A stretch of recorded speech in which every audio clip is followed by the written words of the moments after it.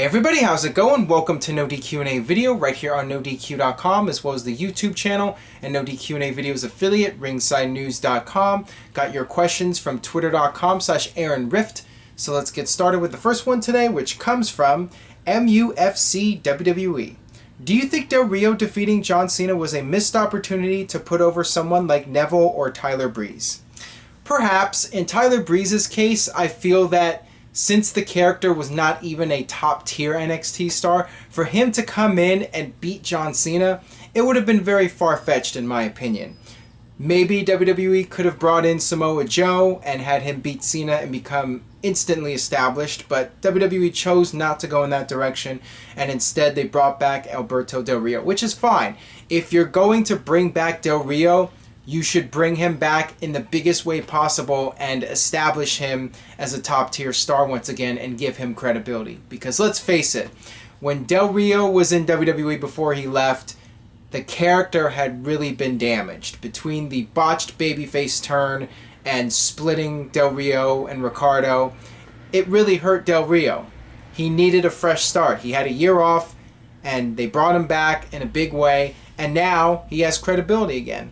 And he can become WWE's top Hispanic superstar, and that's something important for them when it comes to drawing in Latin America and expanding their audience in Spanish-speaking countries. You know, they need to have a top-tier superstar like Alberto Del Rio to be able to continue growing on an international level. So, makes sense to me.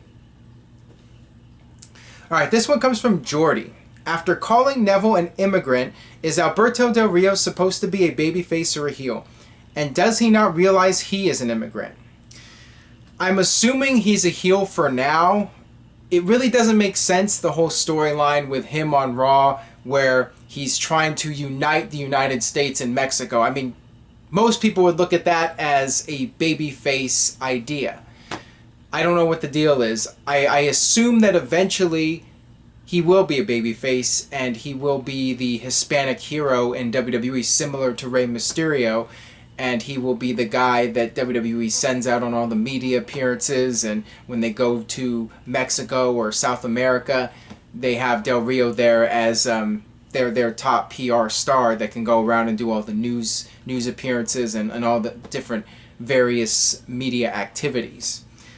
I would assume that eventually he's going babyface. But yeah, I am definitely confused what they were thinking on Raw with that angle. It's not something that makes any sense. I mean, to unite the United States and Mexico, that's something most babyfaces would do. So I really don't know. And that was one of my major issues with Raw in general. I feel that even though the wrestling has been really good on Raw, especially this past week, the writing and the storylines are perhaps the weakest they've ever been. I mean, this is just totally mind-boggling what they're doing here, and I would assume that this pairing between Del Rio and Zeb Coulter is only temporary. Maybe they should bring back Ricardo. I don't know. But speaking of Ricardo, I did get this question here. I got a couple questions regarding this. This one is from Trent Swag 316. Since Del Rio is now U.S. champion, do you think WWE would bring back his personal ring announcer, Ricardo?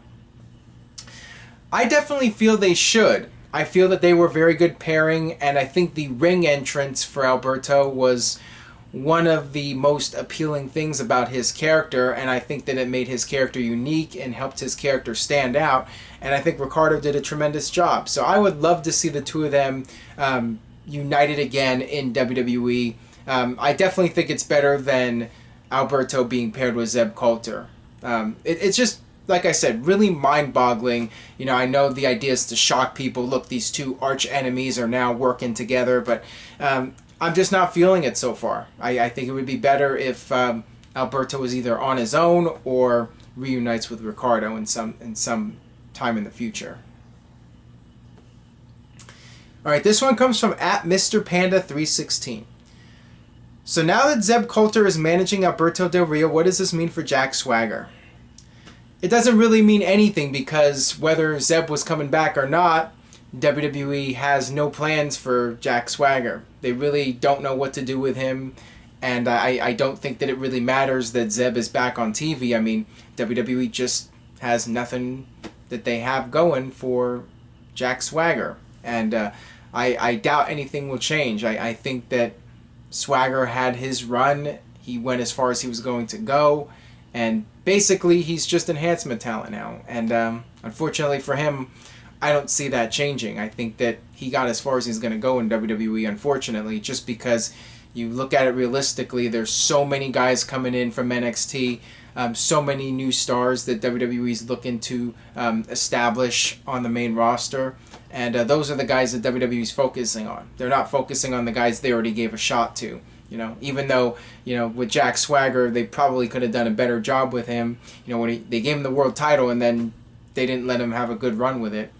So they could have done more with Jack Swagger, and you could say that for a lot of guys, but it's just the way it is in WWE. When they give up on somebody, they move on to other people, and that's just unfortunate for Swagger. All right, this one comes from Kayfabe Candy S.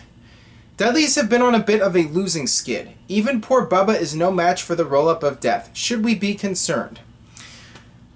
I don't think that there's any need for too much concern. I mean, if they win the tag team titles, great. If they don't, so be it. I know some people out there would like to see the Dudleys win the titles one more time as a feel-good moment, as would I, and that there's still time to do that. I'm a little surprised that they didn't win the titles from the New Day, but at the same time, the New Day is the hottest act in the company, and maybe they shouldn't have done all those matches. Maybe they should have had the Dudleys feud with somebody else for a little while and build their way back up to the top and then get the title shot and then win the titles. I think doing like 3 or 4 matches in a row was perhaps not the right decision.